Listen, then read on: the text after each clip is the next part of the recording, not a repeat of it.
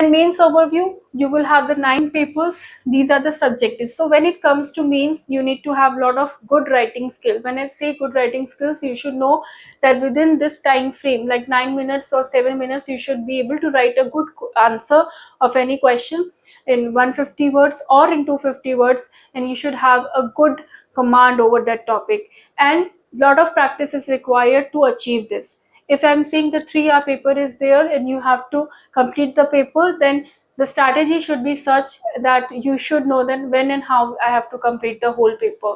So 9 papers will be included, 7 count towards the merit, and total 900 marks will be there.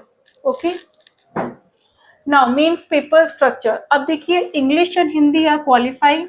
You will be giving the examination, but it has to be qualifying. It will be not that you have to take care of this thing कि आपको इतना marks ही achieve करना है. It is just a qualifying examination. You should have a decent knowledge of the 2 languages, English and Hindi.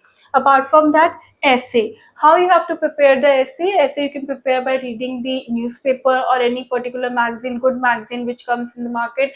They are easily available.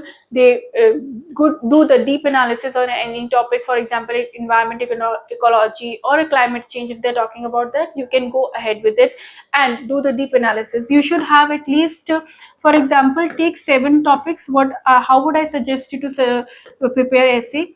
Take 7 topics, important topics every month, and try to prepare at least 300 words on all of them, right? You should have 300 words on all of them. Why I'm saying that? Because you should be able to write something on the topic only when you will be able to have the content ready for it. The moment you will have a content ready, then you can add on further while you progress in the preparation.